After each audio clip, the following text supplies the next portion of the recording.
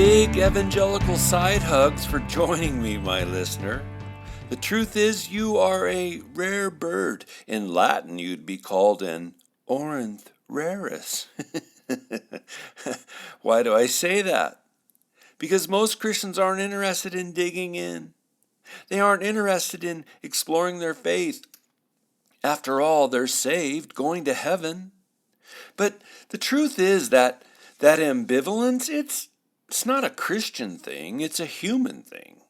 But all of that leads me to say again, thanks, that you want to explore the nuance and beauties and mysteries of what it means to walk with Jesus Christ with me puts you into a demo that is rare, a demo that's called being a disciple. Hey, do me a solid, go and pray for my show. Seriously, I covet your prayers. Prayers for the Lord's purpose, guidance, His will be done, His kingdom come for the you. First today, some culinary news you may not have heard about. Yeah, Hormel Foods made their first batch of Spam in 1937. And they've announced they will be making their second batch later this week. Thank you for that one, Leslie Pack. And the truth is, you just gotta laugh or life's gonna make you cry. And now, in a bone-breaking transition, will you join me in prayer? Lord, your word, Psalm 147:6 says, He lifts up the downtrodden. And today I can't imagine any more a downtrodden state than being a terrorist hostage. The physical pain, constant fear of further torture, alienation, unceasing sense of victimization. Will I ever see my family again? It's an utter horror. So, Abba, lift up the downtrodden today, those held as hostages in Gaza, and now, because they've been moved, elsewhere. Remember them, Lord. Hear their families' prayers and cries for them. Deliver them. Use them for peace and justice. Bring their captors to godly repentance, or, from the same psalm, bring the wicked to the ground. In the name of the Lord of history, Yeshua Nazareth, Genao, Genao, Genao.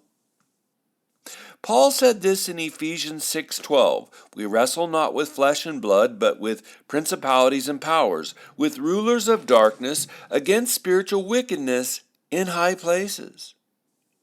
And you guys, that is more, not less. That is more true than ever here in America. Here's an example. Over their long and distinguished careers, they worked for the ACLU and legislated the now retrospectively disastrous Motor Voter Act of 1993, right? Because we know that the Motor Voter Act paved the way for all manner of election manipulation now. But before all that, they were sociologists at Columbia University in New York City in the 1960s.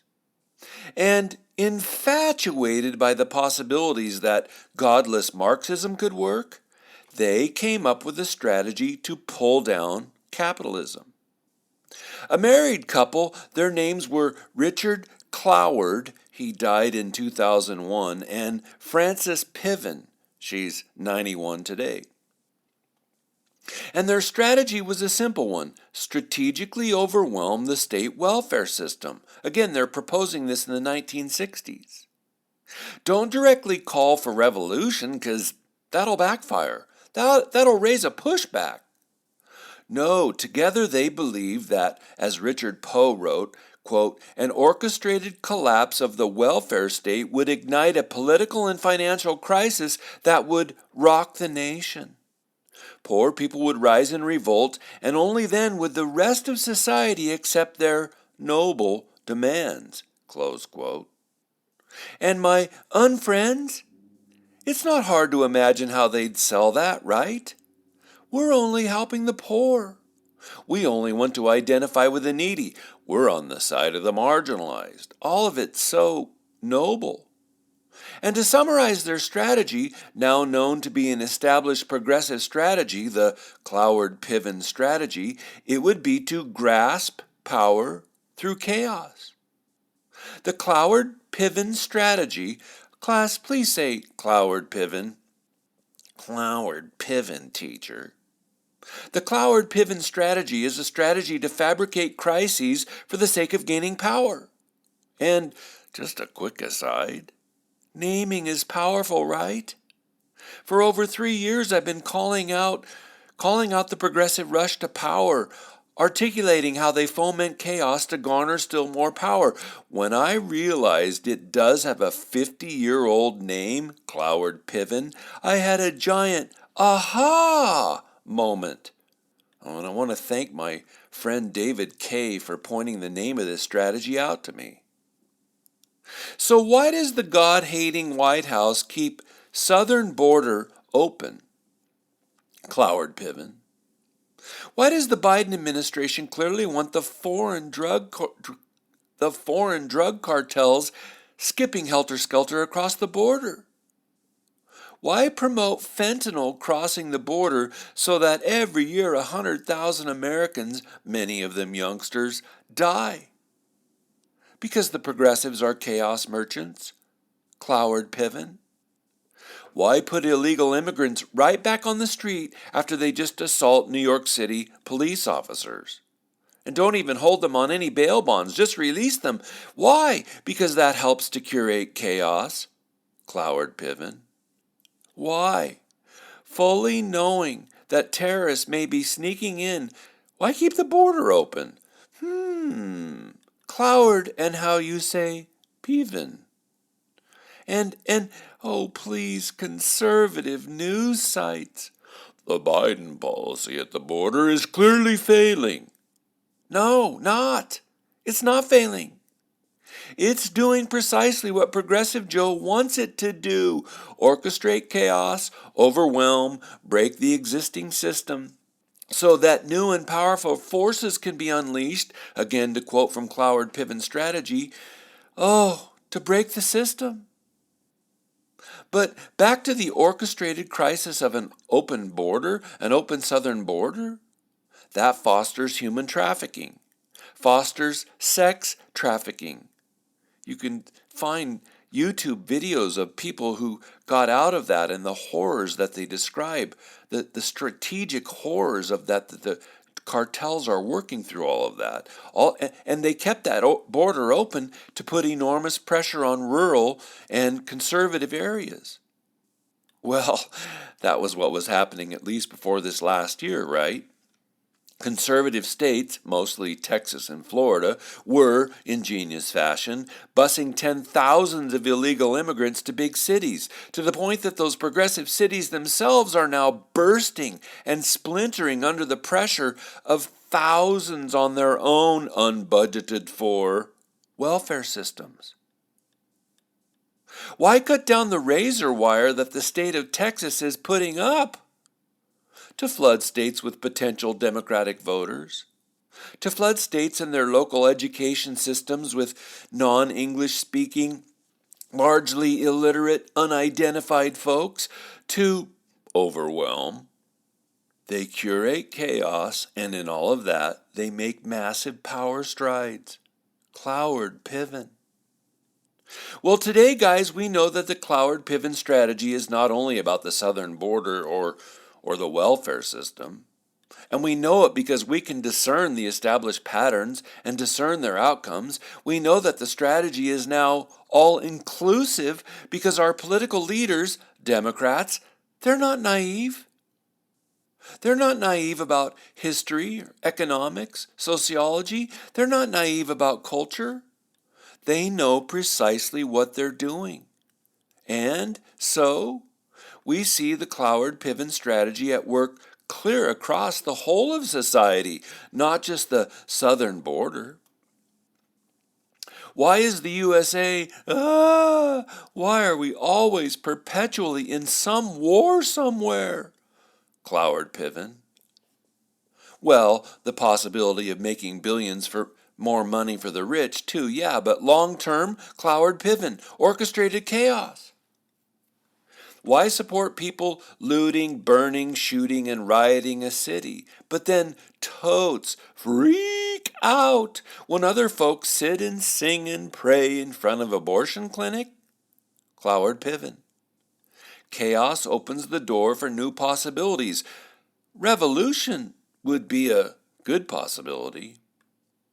Why support defunding the police? Cloward-Piven. Melt it down, baby. Melt down the scaffolding. Widespread violence equals chaos. Why do progressives insist that male is not female and that female's not really female? How come there's not just empathy? We don't see just empathy. We see a full-blown celebration of the LGBTQ plus my name is Legion. We see that celebrated twisting of humanity. Why? Because perverting people's core identities curates disaster, orchestrates chaos. Chaos is pregnant for new progressive forms. And I got to give credit to John Zmirak for the LGBTQ plus my name is Legion formation. Why enact every imaginable policy possible to put single women onto welfare rolls? Cloward-Piven. And this dynamic, single women who are married to the state, that alone causes progressives immense joy. Oh, geesh, get this, you guys. From 1965 to 1974 alone, the number of single-parent households on welfare soared from 4.3 to 10.8 million, despite mostly flush economic times. And today, 50 years later, in the year 2021, there were 70 million people on welfare of some kind here in America. That's 20% of the total population. Why did President Obama give Iran, and why now is Joe giving billions of cash money to Iran? Iran, a country governed by a medieval regime that openly schemes and prays and shouts for the day it can destroy America? Why do all that? Cloward-Piven. The threat of war keeps us on the brink of chaos, and as we know, orchestrated chaos is a path to more power. Why enact policies that hinder and slow rural food production? Food production? Yes, ma'am. Mass food production. Because shortages create governmental dependence. Food shortages make chaos and meltdown more likely, and as Marxists always believe again with a kind of religious fervor, new models will miraculously rise from the ashes. Oh, they naively assume that if civil war finally breaks out that they will come out on top. It's so weird. But to land in a socialist utopia, we gotta have the ruinations and ashes first. Why shut down fuel production? Why worship abortion on demand? Why oppose any tax break that benefits the nuclear family? Chaos. Cloward-Piven. Overwhelm the system, create more dependency upon the state. Cloward-Piven, it's demonic. You see, guys, if you have no moral compass, chaos is always an opportunity. Back in 2008, when Rahm Emanuel said, "Never let a crisis go to waste," he was speaking straight from the progressive Cloward-Piven orientation to reality. We know that progressives hate capitalism. I mean, why lift the poor? Why lift the poor whom we can perpetually use as a lever to power? Why lift them out of poverty? Progressives hate the Constitution. I mean, why put limits on the governmental use of power? And weirdly, it's clear now progressives hate order. Even the order at work inside of biology. But let me bring this full circle back to the southern border. Progressives hate you, American citizen. They'd rather spend your tax money on illegal foreigners than on veterans or, say, on two-parent heterosexual families or on you. You come last in line because they hate you. And why is that? Because the Cloward-Piven strategy is about getting over on you. You are in the way. And again, what's the end goal of that strategy? Merely to gain Democrat voters? Well, that'd be fine, a nice byproduct, but the real goal is chaos. CHAOS. Because curating chaos gestates the possibility of a power grab.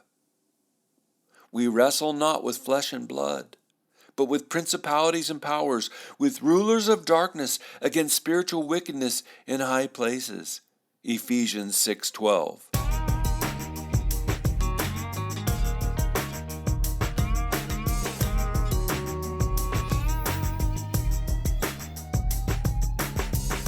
Hey, do you have questions, criticism, or feedback? Email me at uncensoredunprofessor@gmail.com. Uncensoredunprofessor@gmail.com. I'd love to hear from you. The other day I got a fish. And no, not on my poll, on my Facebook account. And how did I know that? Because the person who friend requested me was someone I've known as a friendly acquaintance for 30 years. It was odd to me that only now after we no longer even regularly see each other, would he reach out. And well, it was odd the fact that the friend request I saw was issued at 3:37 a.m. his time. That and the fact that his first word to me in many years now was, hello. Wait, I thought to myself, wait, what? Hello? Weird. That's what he's been thinking to do at 3:37 in the morning after all these years? Finally, I'm just going to do it. I'm just going to say what's been on my mind for so long to Ed for years now. Hello. And the longer I mulled it over, the more I knew it was a fish. And so I deleted the connection. I don't want my legit Facebook friends susceptible to themselves being fished. But you guys, discrimination works like that. Can work like that. What seems out of order, what doesn't fit, when the timing's off, what does a trusted friend see in the pattern? All that's called having a Jesus-y street smarts. Discrimination, diakrino, in Koine Greek, discernment. And I'm terrified that so much of the church lacks that kind of street smarts. It's kind of like when a travel agent looked up from his desk to see an older lady and an older gentleman peering in the shop window at the posters showing the glamorous destinations around the world. Well, the agent had had a good week, and the dejected couple looking in the window gave him a feeling of generosity. So he called them into his shop and said, "You guys, I have a surprise for you. I'm sending you off to a fabulous resort at my expense, and I won't take no for an answer." So he took them inside and asked his secretary to write 2 flight tickets and book a room in a 5-star hotel, and as can be expected, they gladly accepted and were on their way. But about a month later, the little lady came into the agent's shop. He asked her eagerly, "Hey, how did you like your holiday?" And she said, "Well, the flight was exciting and the room was lovely, but I've come to thank you. But there's something that puzzled me. Who was that old guy I had to share the room with?" Thank you, Mikey's funnies. You just have to be able to see the pattern and exercise good discernment. And the truth is, just because one is a Christ follower, that in no way ensures one will have a Jesus-y street smarts. Worshipping at church on Sunday is not a one-for-one with having wisdom or discernment. Last week I presented how generosity can be used by the evil one to pull us off the path of God's will. Today, fear. Turns out fear is the number one reason people are afraid to make decisions. Like a fog, fear keeps us from necessary discriminations. It can cause us to be pessimistic toward living. Fear can cause us to lose self-control, give our agency to, air quotes, experts. And fear can cause us to finally feel out of control. Fear is that powerful. And frankly, knowing all that, we know why fear is tightly linked with the aforementioned Cloward-Piven strategy, right? The government promises, you don't need to fear, we will keep you safe. And they tell us that even though the nightly news producers and our social media daily feed, those social media moguls make big bank bucks each year from fear pointing us, even all that, then the continual promise is safety. But rather than focus on how propaganda gets used to keep the masses in check, let's go down a path closer to home today. Fear is used to keep individuals from asking questions.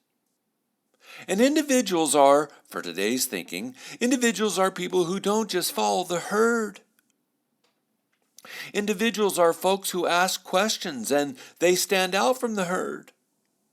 And standouts, as the animal kingdom shows us, standouts are the ones who get singled out, targeted, eaten. And if you notice today, you may have been relieved, I didn't open this episode with my long-running Czesław Miłosz quote. In a room where people unanimously maintain a conspiracy of silence, one word of truth sounds like a pistol shot. But the truth is, questions work like pistol shots too. Questions can help to clear out the fog. Questions help shine sunlight on secret deals and otherwise unstated dynamics and backroom deals and budgets and our own motives and even on brokered systems of power. Oh, questions are absolutely critical in the discriminating process. And you probably know this, you guys, but the way sociological dynamics work, groups don't like to be questioned. Groups don't like to pause and do the hard work of introspection. When you ask questions in the group, it's not uncommon to be put down and leave discouraged or, gosh, really sorry, sad to say, especially in churches, you might be accused of having a bad attitude. Back when I was a boy, a teenager, I felt guilty for asking questions about the Christian faith.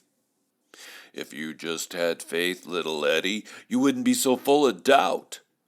Well, actually, I was less doubting as a challenge than I just had questions, historical questions, logical questions. I mean, doesn't Christianity stand up to a kid's questions? But groups don't, and leaders don't, like being asked questions. Last week I mentioned how local churches can exercise their own process of discernment. Chief among such exercises is the asking and allowing of public questions. And hand in hand with that, it is so healthy when leaders welcome questions.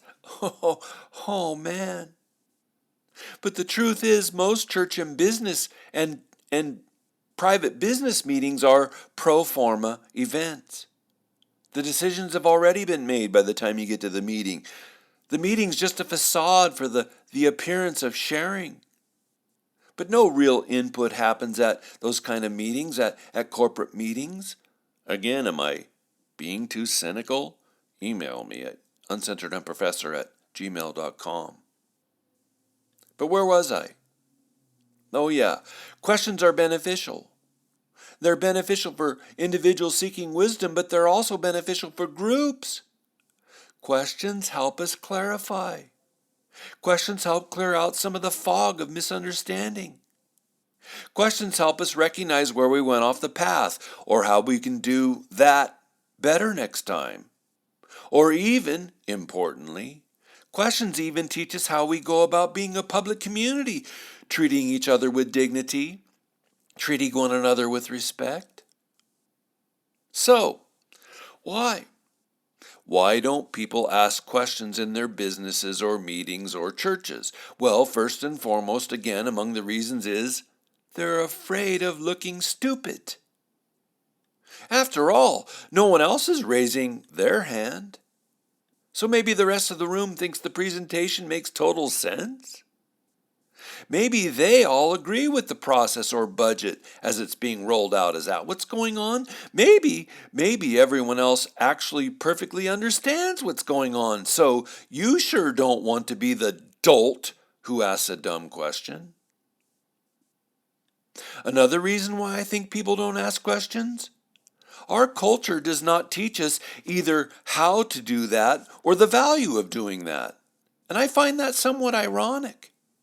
I mean, it's crazy. We indwell a post-Christian culture that tells us there is no legitimate authority, so they say we ought to question everything. But, goosh. It was Euripides 2,500 years ago who was famous for having said, question everything, learn something, answer nothing. Question everything, learn something, answer nothing. And by which he meant what? Ask a question and let the other person do all the talking.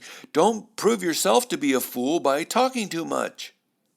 And I learned from my friend Ed, that's a strategy that's important in business negotiations. Listen and learn.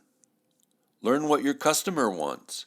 Learn what your competitor thinks is valuable. Learn what they're going to offer before they even utter the amount. Learn what works and what doesn't. But anyway, we ought to question everything. And I want to thank you, my friend Mark C., for reminding me of this line of thought. Question everything.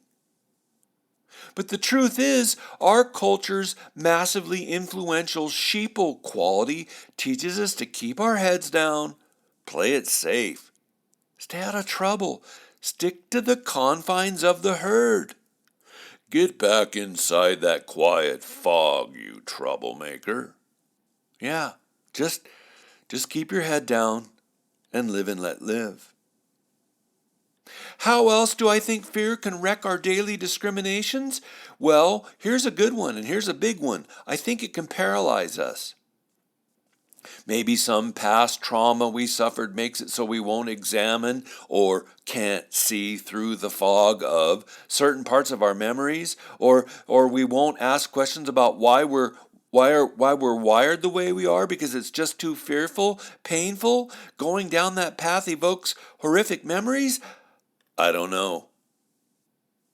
I'm not a therapist. But I do know that fear can fog our healthy discrimination and discernment processes. One last foggy fear stopper: we can catastrophize the outcome.